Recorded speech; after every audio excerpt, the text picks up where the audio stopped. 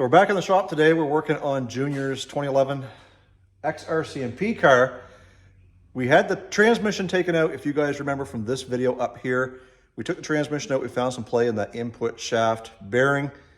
We've replaced that, and we're gonna get this transmission put back in. Before we do that, we've got to replace the pilot bearing, and we got to figure out how to get that out. So let's get back to work.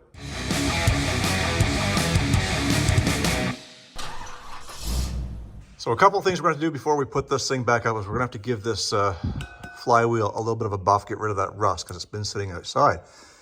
In order to get the pilot bearing out, we don't have a proper puller to get that out. So what we're going to do is we're going to take this punch, and once we get that cavity full of bread, we're going to reach in there and we're going to take the hammer and punch the bread through, which will create pressure on the backside and push this thing backwards. We'll keep adding bread and punching through until the bearing is out. Once that's done, you just clean out the bread and punch in your new bearing, away you go. I've never done this before. In all my years, I haven't had much to do with manual transmissions.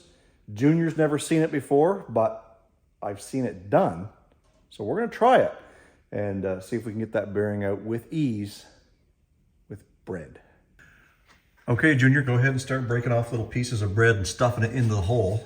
And then you can kind of compact it in with the punch. And then once we get lots in there, we'll grab the hammer and start doing our thing. Just kind of feels weird. Putting bread.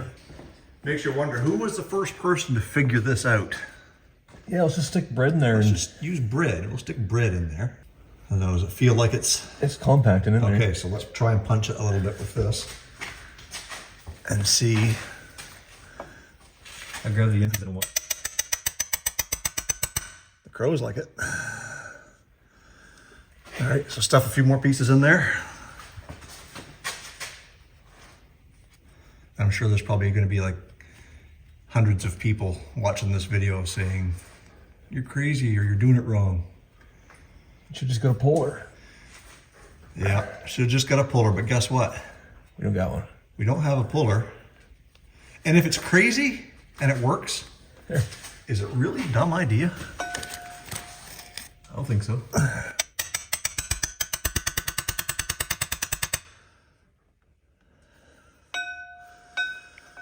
It seems like it's pushing that inner piece out a little bit. I don't know if that's supposed to come out or not. I guess we'll find out. Give her a nice, give her a good whack. Oh, I see it moving. Aha. It's going. Easy. More bread, sir. Easy money. That's pretty stinking cool. Who'da thunk?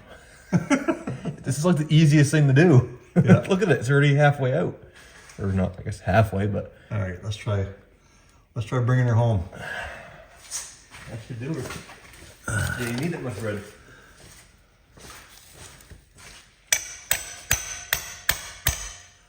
I'm gonna move this light over for you guys. Actually, yeah, Junior, you want to hold that? So Don't yell at me. Huh? Don't yell at me. Don't yell at me.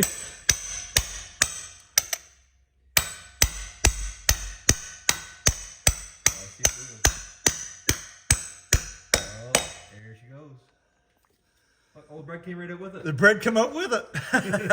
There you go, folks. There's pilot bearing using bread. Yay. Who knew bread could be a tool of mechanics? So now, we're going to take the, oh shoot, I left the hammer over there. I'll get it.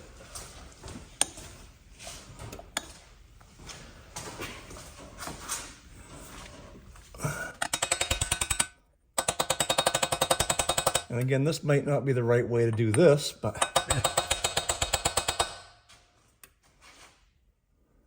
Hey, she's in there. I would say so. There. Send her home. I think that's it. All right, so now we've got to get the Basically, just put it back again. get the flywheel cleaned off, and then we'll put the clutch and everything back in. So let's get that done. So what we're going to be using is one of these R-Lock 3M buffing discs. See if that makes any difference up there.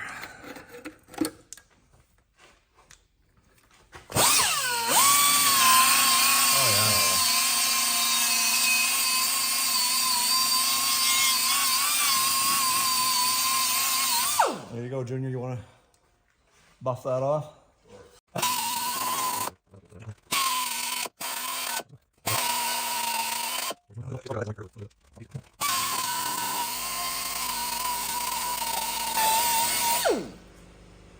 Really, all we need is the maiden surface cleaned up. Yeah, well, you can see. Oh, you can see where it is right here, this line. So just make sure you get up around that dowel a little bit. So that feels pretty good. I don't think we created any further issues with it, but the proper thing to do now would be to grab some brake cleaner, clean that surface down. But we don't have any, so we're just going to leave it. No, we're not going to leave it. Yes, We're going to clean it. So grab some brake cleaner, we'll spray that down, and we'll get ready to put that clutch together.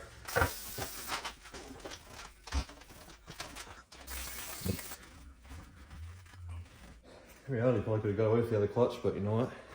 It makes me feel better with a new clutch in it. Well, the other one looked good, but this one looks better. One there. And one there.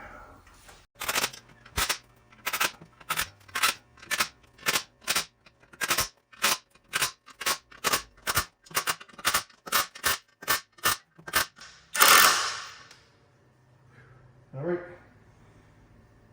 We got that tightened on to 5 ugga-duggas, which means we should be able to pull this out and the clutch stays right there. So I think now, once Junior gets back with the new transmission mount, we'll be able to get the transmission on the jack and start getting it up into place and getting things reconnected. In the meantime, let's go put that slave cylinder back in the transmission. Of the old slave cylinder, there's the old transmission mount. So we're going to take this and this out. And we've got this. And as far as orientation goes to know which way, it's not that difficult. You've got your bleeder line here. That's going to go out through this hole. So this is just going to kind of slide down on there. As long as that goes in there and your holes line up, we can put those 2 bolts back in. All right, so now we got to get the transmission up onto the transmission jack. I can't lift that by myself, so we'll wait for Junior to get back. All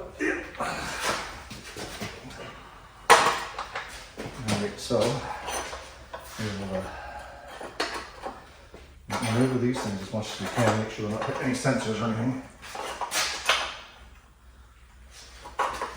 Right there. And we gotta get it sitting as level as we can. Yeah, there's more weight in the back right now.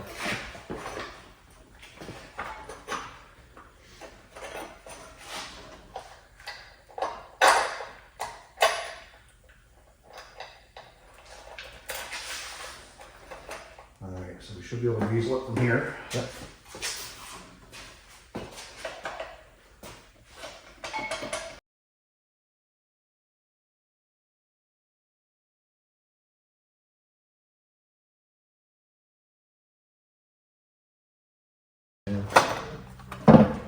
Oh, here it goes. It's on the bell.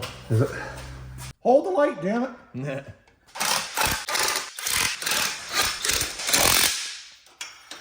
Now that should be on. So this is our old transmission mount. Made out of a hockey puck. So what we gotta do is we gotta get that same size hole into our new transmission mount, courtesy of Canadian Tire. If you know, you know. So what we're gonna do is we're just gonna make sure we get this into the center. We're gonna use one of these step bits and just basically kind of go all the way through. And that should be big enough. And Junior is gonna have the pleasure. Easiest job of them all. Screwing around. It's really hard.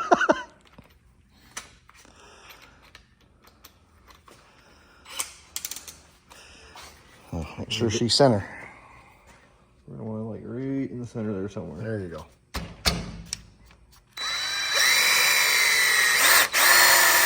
Looks like someone's burning tires. Doing burnout. Doing a burnout.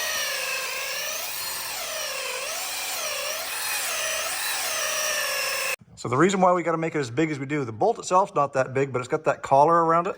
So we've got to make sure that the hockey puck is able to set and recess within that collar. If not, she's going to split. So how's she looking? Need a little more material going. Not quite. All right, so we're going to go trim off that edge around there and see if we can get her to fit. All right, so what we've got to do is we've got to get this cross member pulled back here up over the exhaust. Then we can put our transmission mount in and lower the transmission down so that everything's sitting on its own weight. So here we go. Okay, so we wrestled a little bit getting that cross member back in place. So what we're going to do is Junior's going to take the disc and clean up those edges because they're quite rusty, and hopefully make it so that it slides up in there a little bit better. We'll do the same on both sides, on both surfaces, and get those bolts put back into place. Okay, so we've got all of our bolts in. We did not pinch the wire that goes across the top. We still got the starter hanging here, and we still got all of our connections. The transmission mount is in, and this cross member is all bolted up. So now we just have to let the tension off the transmission jack, and it'll be sitting all on its own. Transmission officially installed. Yeah, that is a nice looking new transmission mount. That's pretty fancy. It's worth all $3.79 it was. What? Shiniest part underneath here. Okay, transmission's officially installed. We'll get the transmission jack out of the way, and we can start hooking up the shifter, the bracket for the drive shaft, the carrier bearing. We're going to talk about that in a minute as well. And we've also got our exhaust. We've also got our exhaust and our starter to hook back up. So we will get back to you when we get a few more things done. All right, so Junior's got the starter all installed up here. We remembered to get the exhaust installed up there because we took those two bolts off on that flange. We've got the shifter all mounted in its makeshift bracketry, and it's ready to roll. And all of our bolts, I think I already mentioned that the cross member is installed. So Junior, why don't you go around and get all the plug-ins plugged in that need to be, your O2 sensors, your speed sensors, and all that stuff. And get to wrap that up around the trans anyway. Yep. And we've also got to get the hydraulic line hooked up to the clutch. Yeah. So if you want to look after getting those wires done, I'm going to go talk about drive shafts for a minute.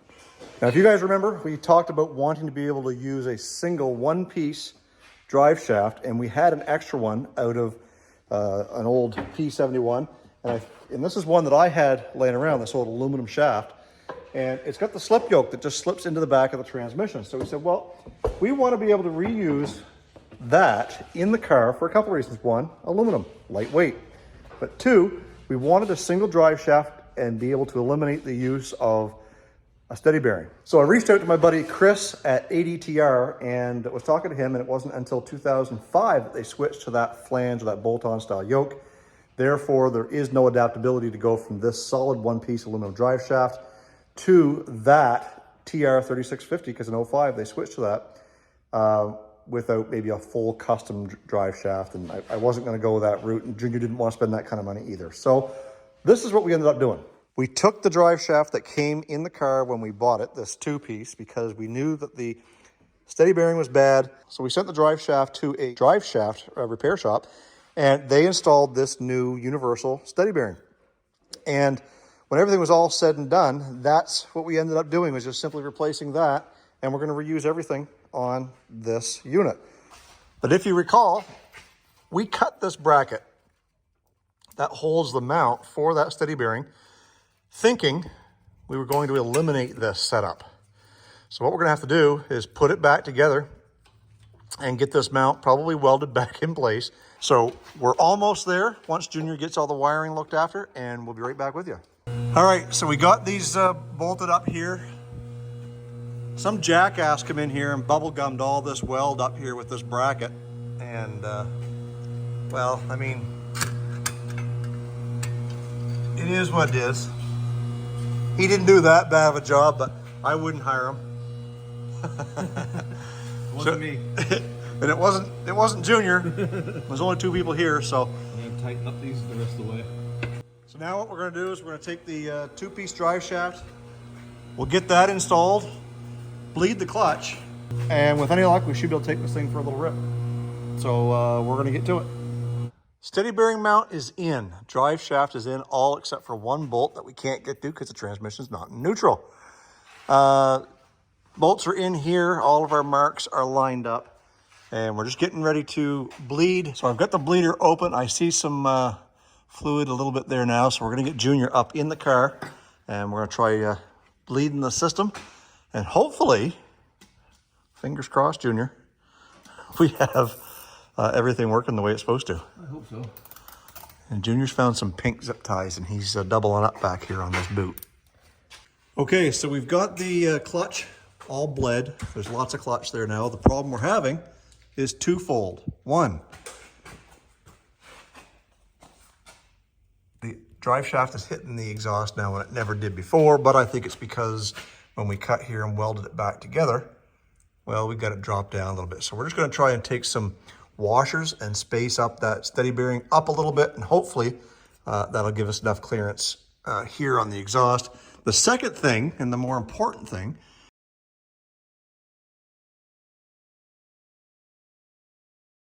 we can't get it out of gear for some reason. It seems to be stuck in gear. Even though we've got clutch, we've proven, or sorry, when we let the clutch out, the wheels turn, we push it in, they stop. Yeah. But we can't get it out of neutral, and we're not sure what the heck's going on. So we're gonna try and get a pry bar up in there and kind of reef on it a little bit. But that's kind of where we're stuck at here right now.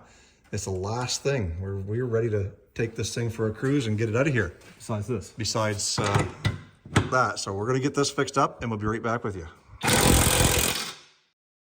Okay, Junior and I are back here on day 2. It's the next day. So where are we at with the shifting issue, or it being stuck in gear, is nowhere. We're not any further ahead. And I'm sure there's somebody in the comments that's yelling at us right now, telling us, check this, check that. Dad is on his way out because he's the transmission guy. And this is kind of, I guess, where we are, because we did try a couple things to get to this point. So on these TR3650s, there is 3 holes. 1, 2, and you can barely see the third one up there. Right there. They've got your shifter detents in them.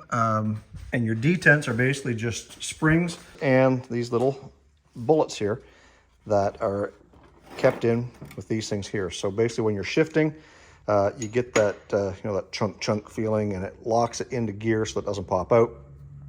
And they're under spring pressure. So we took those out. We then put the car down and nothing. So now we're at a point where we just don't know where to go. We're going to take a look at the shifter itself, and we're running out of options, hoping that the transmission does not have to come out yet again.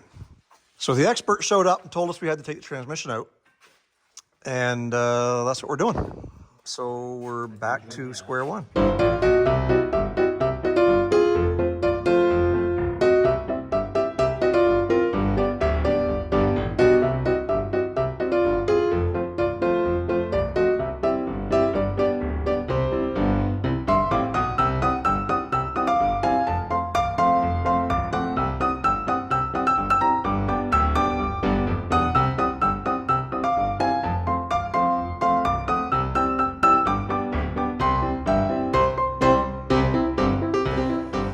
Well, as you guys can see from that time lapse, the transmission is out.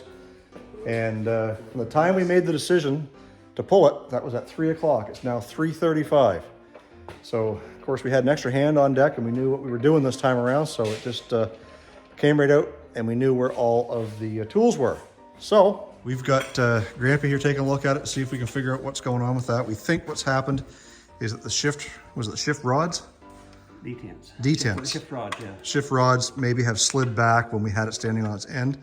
And when we put the detents back in, they just weren't lined up. So we're gonna try and get those lined up and see what's going on.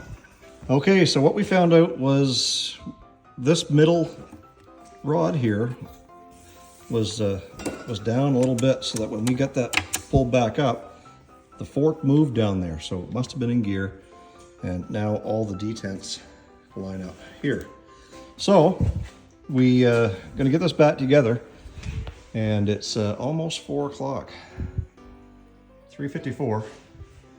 So what do you think, Junior? If we could put this back in about an hour? I hope so. We got it out in 30 minutes. All right, let's see if we can do it. Okay, so we just went through all the gears. This piece here is actually moving now where it wasn't before, and I can actually move it with my thumb. We found all 5 gears and neutral. So now we just gotta reverse the whole process that we did and put her back in. And it's 4:07, so let's go.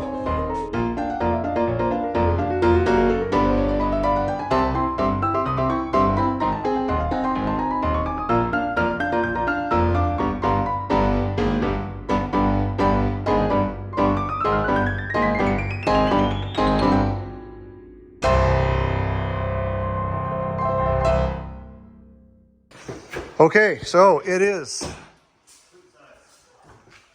4:54. Junior just hopped in the car. We're getting ready to bleed the brakes. Don't hit the clutch yet. And we've got gears. How's that make you feel? So much better. All right. Only had to take the transmission out. So we're gonna get him up in the air and get that clutch bled. We'll put some more fluid in it first. That's cool.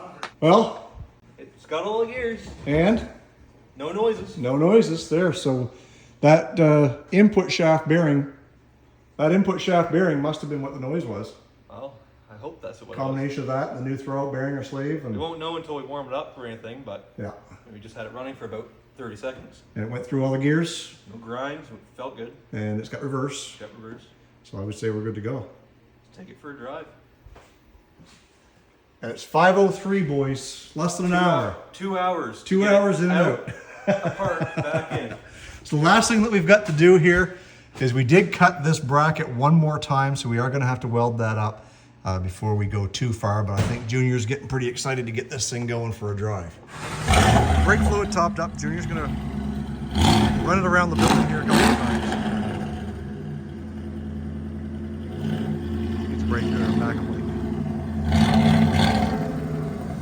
Well, she's got a gear.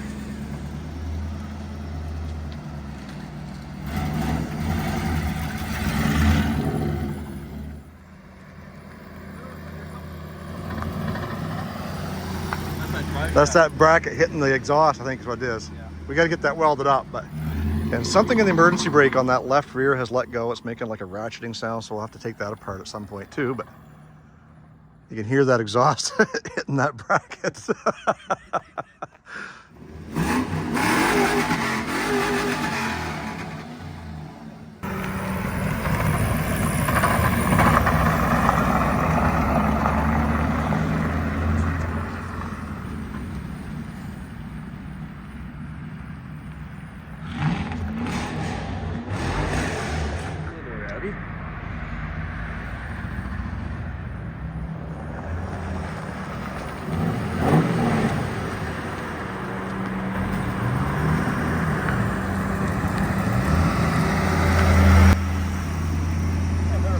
So good. Well, Junior, we've got transmission.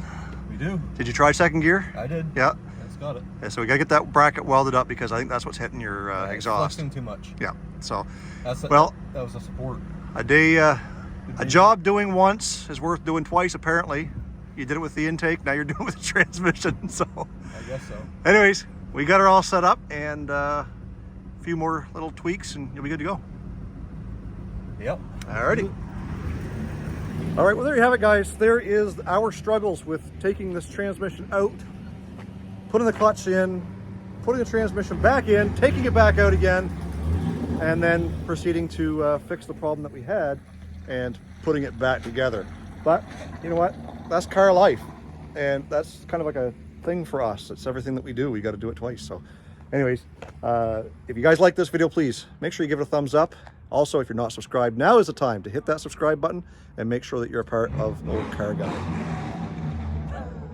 So stay focused on the windshield, not the rearview mirror. Love you guys. God bless. Let's do it again real soon.